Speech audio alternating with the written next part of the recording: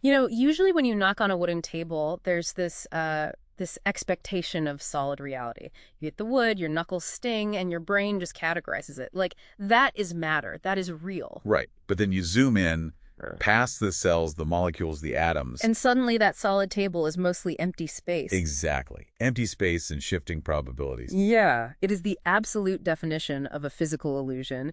And that illusion is exactly what we are tearing into today. We are launching an exploration into a really fascinating document. It's titled Beyond the Simulation: Quantum Realities, AI Horizons, and the Psychology of a Simulated Mind by Dr. Broderick A. Crawford. And Dr. Crawford has this incredibly interdisciplinary background, which is, well, it's what makes this so interesting. He's a U.S. Marine Corps veteran, and his work spans health psychology, artificial intelligence, and applied bioinformatics. Quite the resume. And just to be clear with you, the listener, right up front, this isn't about proving we're all literally trapped in a giant computer program. Like, this isn't the Matrix. No, definitely not. Right. Instead, it uses the simulation hypothesis as like a conceptual lens to help you better understand the physical universe, the rapid evolution of AI, and your own psychology. Okay, let's unpack this. Where do we even start? Well, we have to start at the bedrock, which means looking at digital physics. This actually stems from the physicist John Archibald Wheeler and his famous, his it from bit formulation. Okay, it from bit, meaning what exactly? The core idea is that information, not matter, is the fundamental substrate of reality. So, meaning that the universe isn't made of stuff first and then information second. Right. The digital physics perspective flips the traditional view completely. So a physical object might just be a persistent pattern generated by, underlying informational transactions. Okay, that is wild. It is. And when you view reality that way, physical constants take on a totally different meaning. Think about the speed of light or Planck scale quantity. Well, those are like the smallest measurable units of space and time, right? Exactly, almost like the pixel size of our universe. Usually we just see them as arbitrary speed limits for objects moving through space. But in this framework, they are systemic constraints woven into the architecture. It's very much like a computer processor's latency or a simulation's resolution limits. Okay, wait, I want to make sure I'm wrapping my head around this. It sounds exactly like a massive open world video game. How so?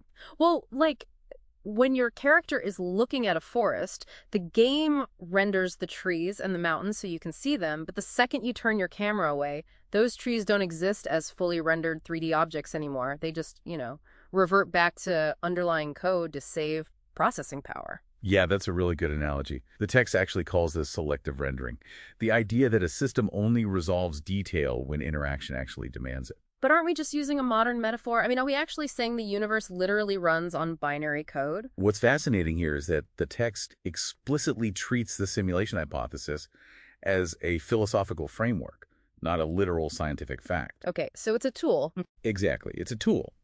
Because quantum measurement is empirically real. States remain probabilistic until a measurement forces a definite outcome.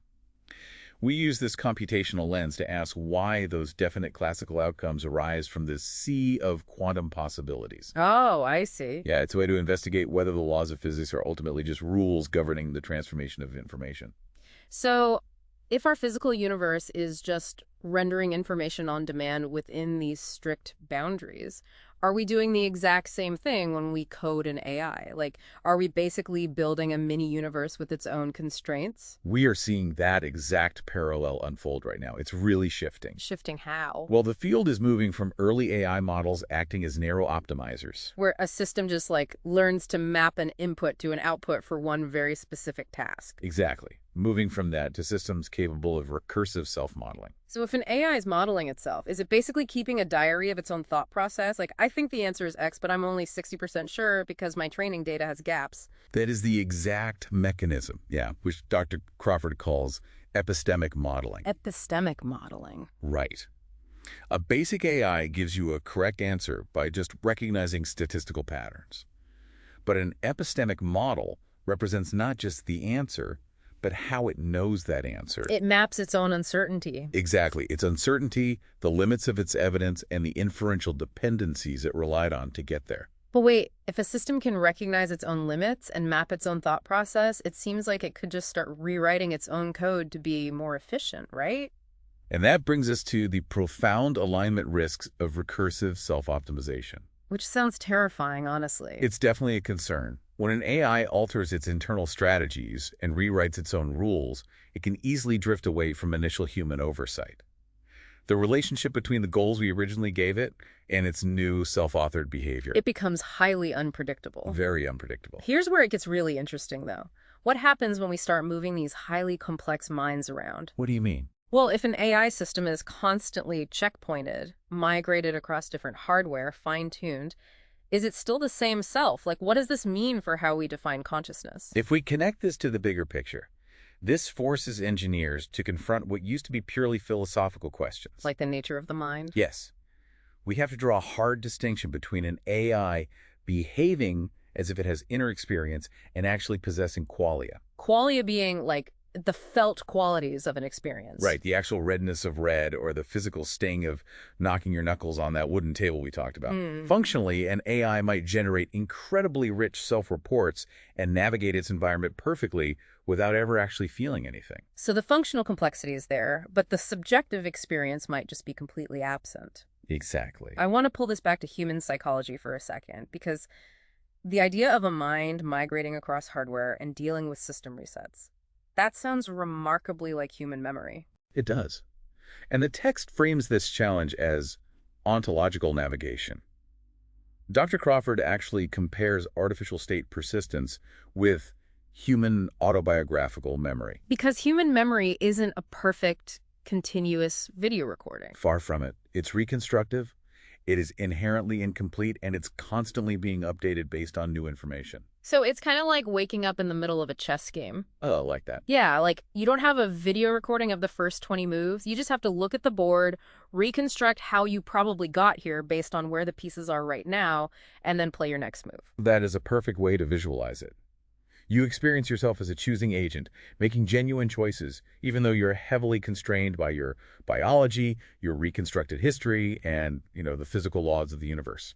But that sounds a bit depressing, doesn't it? Like we're just trapped. Well, Dr. Crawford explicitly rejects nihilism here. Recognizing that you operate inside a system with hard boundaries shouldn't induce despair. Mature inquiry requires moving between precise quantification and subjective introspection. Yeah, I guess because the constraints are actually what make the game possible in the first place. Without the rules of chess, it's just like carved pieces of wood scattered on a table. Exactly. So what does this all mean for the listener? How do they actually apply this ontological navigation to their daily choices?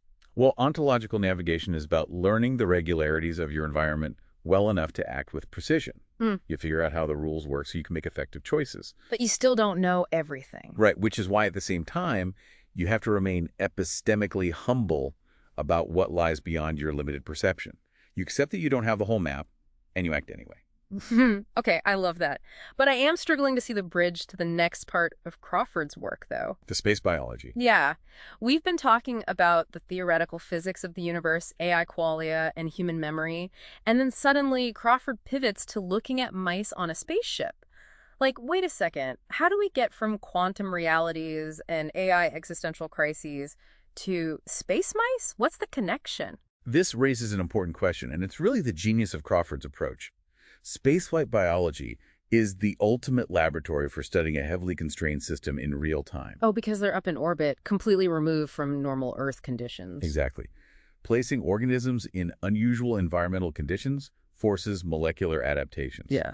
It takes these grand philosophical questions and translates them into explicit, testable biological variables. Okay, so because the biological system is hitting the extreme boundaries of its environment, we can actually watch how it reacts. Precisely. Using the NASA Open Science Data Repository, or OSDR, Crawford conducted an independent computational analysis. What was he looking at? He was working with the GLDS 766 and OSD 916 mouse brain microRNA dataset. Got it. So he took 25 brain samples, and the primary comparison was between FLAR, the flight mice, and HCLR, which were the ground control samples. And he didn't just look at broad behavior. He isolated a specific microRNA called miR-132. Okay, and what does that specific molecule do? Why miR-132? It's heavily associated with neuronal development, synaptic plasticity, and stress adaptation. So brain rewiring. Exactly. Crawford found that under the extreme stress of microgravity, miR-132 physically alters the brain's synaptic plasticity. It is literally rewiring the mouse's brain at a molecular level to help it survive the system's new constraints. Wow. So the environment shifts, and the biological agent physically reconstructs itself to navigate that new reality. Yes, proving that open source data can actually ground these massive theoretical concepts in hard biological reality. That is just incredible. So bringing this all back to you, the listener, whether you are dealing with the physical limits of the universe, interacting with the newly released AI, or just trying to navigate your own biology and reconstructive memory, you are an agent operating within a bounded system. And understanding those constraints doesn't trap you. Right. It actually gives you the map to navigate your life with disciplined uncertainty and imagination. You find agency and meaning not by escaping the constraints, but by understanding exactly how they shape you. Beautifully said. And I want to leave you with a final thought to mull over, pulled from the text's Future Horizons section that we didn't quite get to today. Oh, this is a good one. Yeah. As we rapidly move toward hybrid cognition, so think brain-computer interfaces, personalized AI agents, and external digital memory, we have to ask, how many layers of mediated reality do you actually inhabit? It gets complicated quickly. It really does. And if your intelligence becomes distributed across your biological brain and external software, which of those layers meaningfully constitutes the self? The next time you knock on a solid wooden table, you might want to ask yourself who or what is really doing the knocking.